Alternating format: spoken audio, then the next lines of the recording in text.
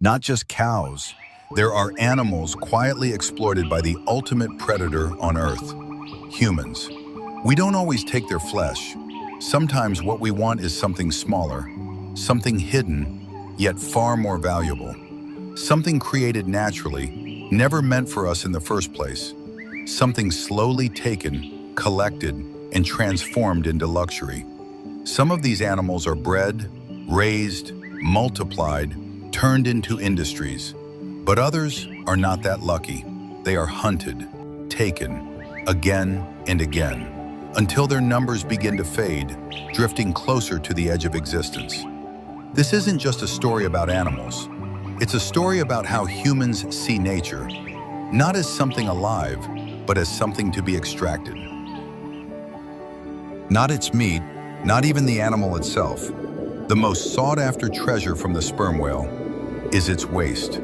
A deep-sea giant that feeds on squid, yet leaves behind something far more valuable than its hunt. Something that can be worth millions, but takes years, even decades to exist.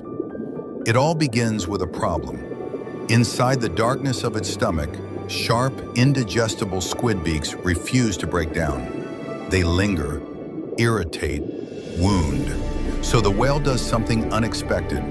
It doesn't destroy the thread, it softens it. Layer by layer, its body wraps the intruder in a waxy shield, turning pain into protection, and protection into something rare. Time passes. The ocean takes over.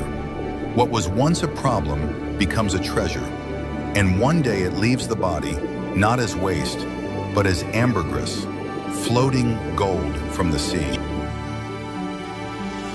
Silk feels soft, luxurious, almost magical. But what if I told you it begins as spit? The silkworm, a tiny creature, slowly releases a liquid from its body. A glistening thread, like a whisper, turns solid. Drop by drop, layer by layer, it wraps itself in a delicate cocoon, a home made of its own saliva. But here's the part people don't usually talk about.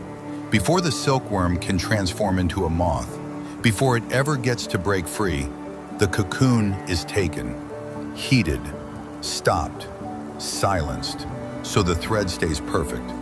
Because if the moth escapes, it tears the cocoon apart, and the silk, once a single endless line, becomes broken, incomplete.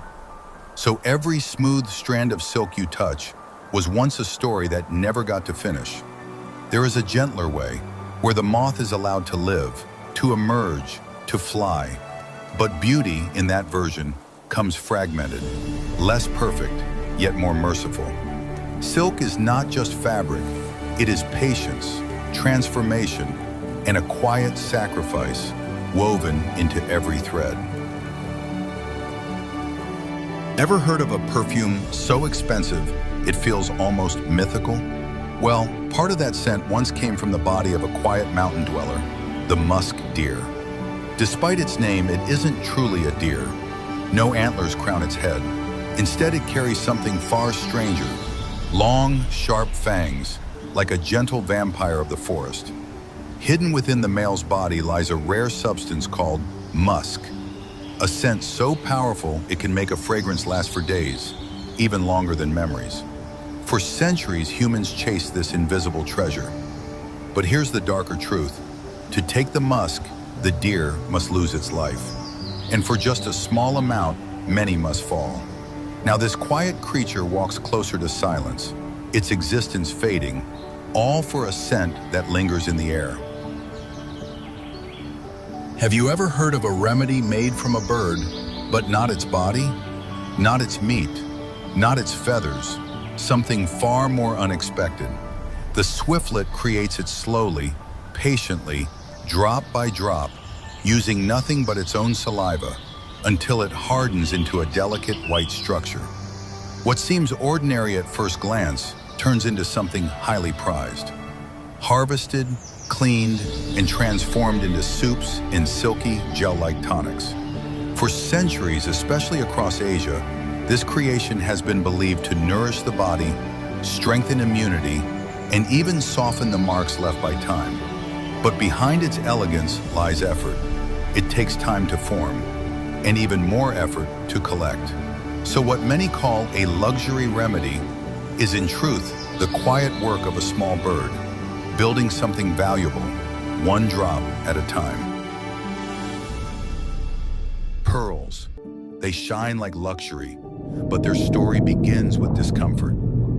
Inside a humble oyster, a tiny intruder slips in. Sand, a parasite, something that doesn't belong. It irritates, it disturbs. But instead of breaking, the oyster responds. Layer by layer, it wraps the intruder in a smooth, glowing substance called nacre. Time passes. What once caused pain slowly transforms into something beautiful. Because nature doesn't always make them, humans learn to help the process, gently placing an irritant inside the oyster to ensure a pearl will grow. The results? Never identical. Different shapes, different colors, each with its own quiet story. And maybe that's what makes pearls so fascinating. They are proof that even discomfort can turn into something precious. In the end, it was never about survival. The more something is valued, the closer it gets to being lost. So tell me, are we part of nature or the reason it's disappearing? Subscribe if you want to see deeper.